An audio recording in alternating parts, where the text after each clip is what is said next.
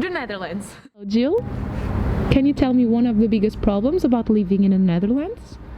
Of course. So already before I came here, I of course needed a place to stay at, and an affordable place. So that was actually the biggest problem, because the expenses here in the Netherlands are quite high.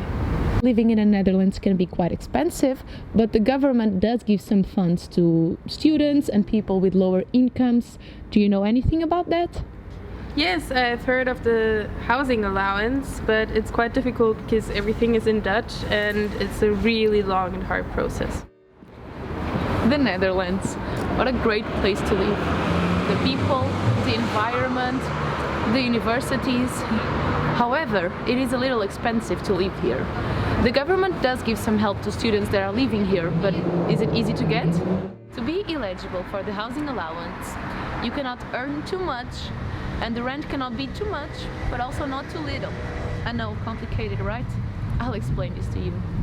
The government only gives this fund, the housing allowance, to students who live alone. And by living alone, it means that you have to have your own front door, your bathroom, and your kitchen.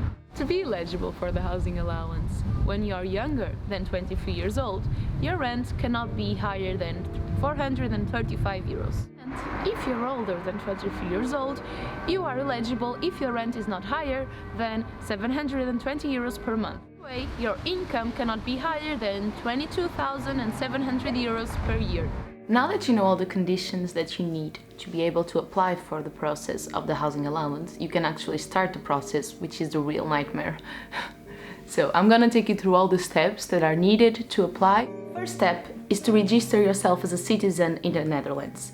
You can do this in the city hall, or if you're coming to the university in September, most universities help you with this and makes the process a lot faster. You need to register yourself as a citizen because that's the way that you get the PSN number, which is your citizen number, and you need to keep this throughout your whole stay in the Netherlands. Second step is to get yourself a Dutch bank account. You need this because you will not get any money from the government unless you have a Dutch IBAN. The third step is to get a DigiD account. This is like a digital ID which will help you enter and access all your information in the government websites a lot faster and a lot easier.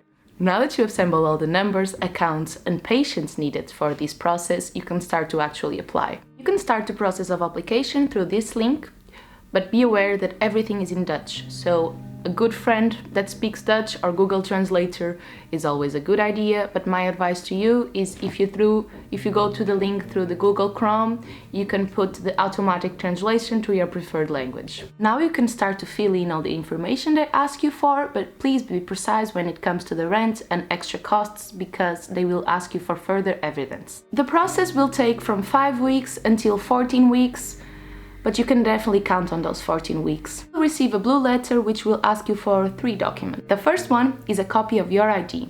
The second one is a bank statement, which it can be screenshot or you can download from the internet. And the third one is your house contract.